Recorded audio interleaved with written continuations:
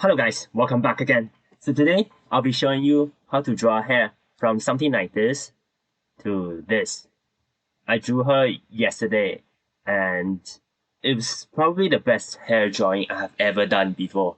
So yeah, today I'm just gonna show you what I learned and hopefully it will help you a lot when you are stylizing your hair. But before we start, we need to understand some basic knowledge and what kind of questions I had at that time.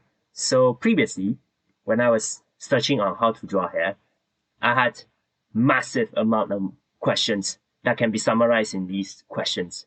So why my hair is very spiky, especially this one where it was very spiky. And this one I just didn't know what I was doing.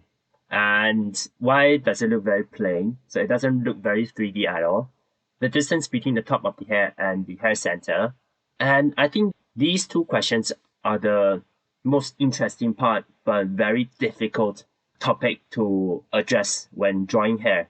Because if you master in irregularities and patterns, you will be able to distribute the hair quite naturally and looks very nice. So hopefully I explain it well later, hopefully.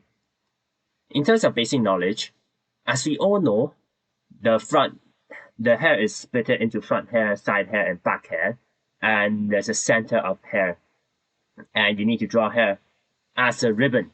But even though I knew this, it was still very difficult for me to draw a nice looking hair.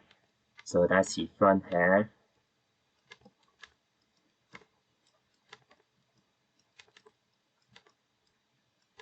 And then the back hair.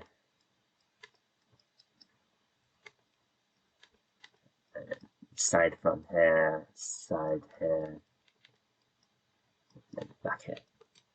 Even though with these three main fundamentals in drawing hair, I found it very difficult to stylize it because I don't really know how to split the hair. Should I split it this way? Or should I split it this way?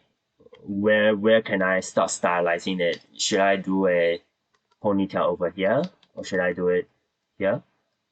I have no idea. Even if I decided to do a ponytail, I don't really know how to make a ponytail looks good. So yeah, it wasn't enough. It wasn't enough. So in terms of the solution, I summarized it into 5 points and I'll explain it one by one. So in terms of the first one, it just means that when you are drawing the hair, there's a very important area that you need to be aware of. So if I zoom in, you can see that the square part and the circle part, okay? That this is just a guideline that I usually draw and it is very good. But yeah, the main thing I want to say is that the directly going down part and the center of the hair, between them there's like a small area of it.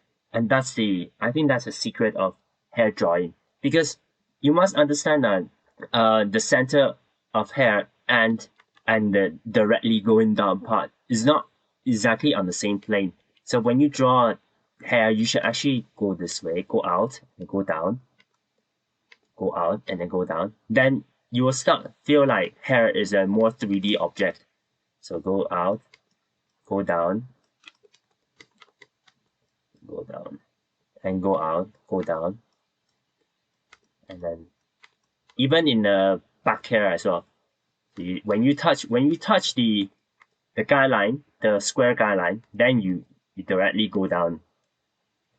Then it will make the hair looks like a different plane, looks like spherical or something that is like a hat, like putting onto the character's head instead of just a plane. So compared to previously when I just drew it directly going downwards, this hidden area, this part, I think is the massive game changer in terms of understanding the different planes for hair.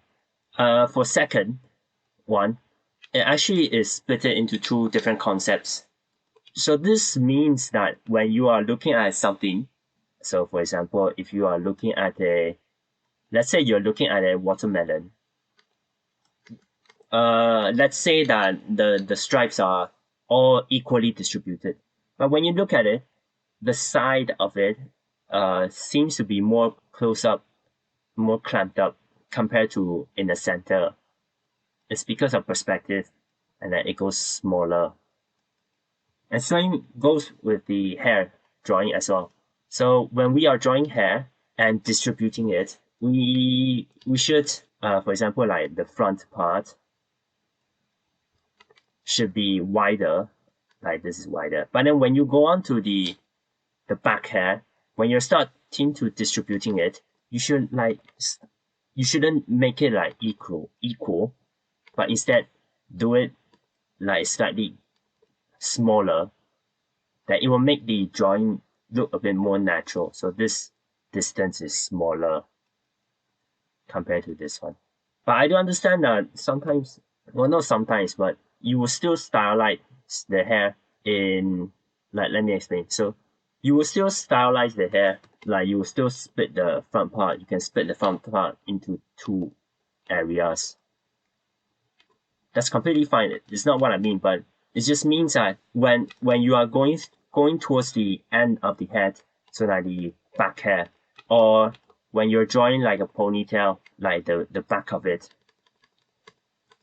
just make sure that you reduce the size of the strands. The strands should be smaller. Like this strand should be much smaller compared to the front. So as you go more towards the back, the hair will look smaller. If that should make sense. That should make sense. But yeah, this will be going smaller compared to here, here, here, here, and here. Okay. And the second idea, that's the first one. The second idea is that when you're drawing a strand, when you're distributing some tiny strands on a big strand, sorry, so for example, let's take this part out. So when you are distributing it, same go with it as well. So if you want to draw, like put extra small strands, tiny strands into it, put it at the end of it, will make it look a bit better. So probably this way, instead of all distributing it equally, that'll look a bit too regular. But instead, just split it out, like split it mainly at the end, and then add a little bit of unequalness in the middle. Then it will make the center and the side look like this. Then it looks more 3D wise. So that's what it means. So see, I don't understand that. It's quite difficult, but hopefully you understand what I mean. And then go on to the next one. So it says I use large brushes. So when you are starting to sketch out a hair, I think I did much better if I start with a larger brush. So let's say this is the hair, the center of the hair. Use a larger brush first. So just stylize it.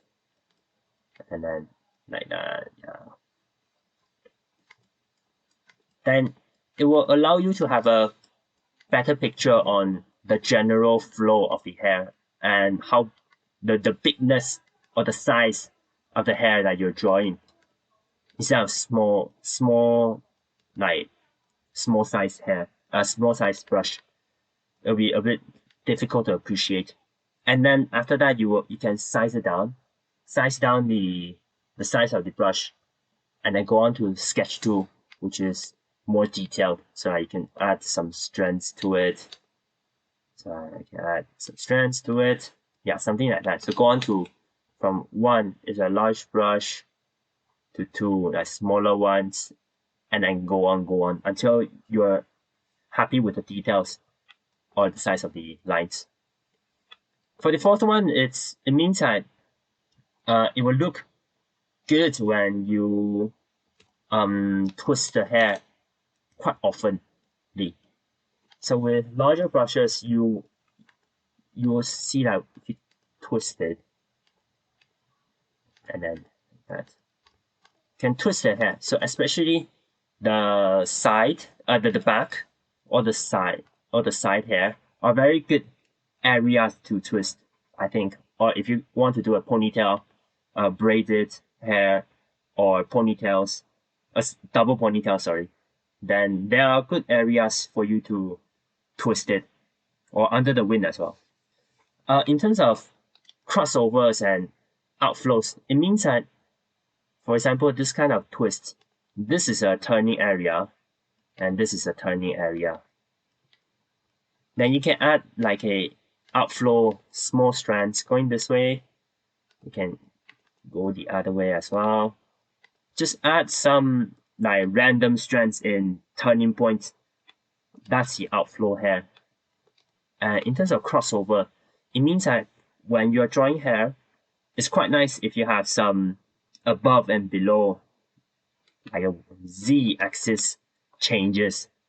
So what I mean is that, let me just bring out the hair again. For example, like this part. So if you just have the outflow hairs going outwards, it's slightly a bit boring. But if you have, for example, like here, if you have a random strands going this way, and then like that, then you can see that it's crossing over this hair. That is just have a variety of it and makes the hair a little bit less predictable. Or when you're drawing the center line, you can give some orders to it. So what's above, what's below.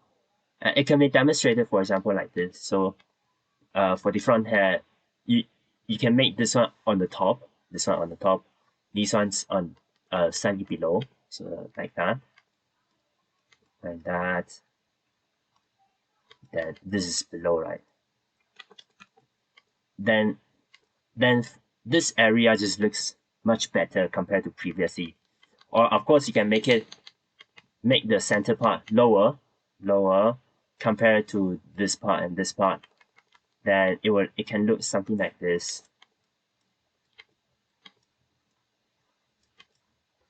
Then this part will be lower below, and then like that.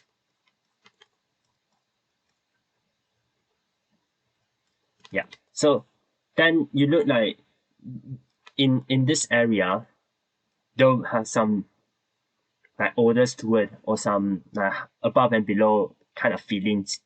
So it just makes the hair looks a little bit more interesting compared to previously quite plain and boring. Finally, in terms of the head center hair, the center of hair, where do you put it? Because I use this guideline, and I have a tutorial on it. You can check it out later. But normally I put the center line, center around here, so which is somewhere in between the circle and the square, and it's somewhere in the middle. But it doesn't really matter that much, I think, because it's something that you can adjust, I would say.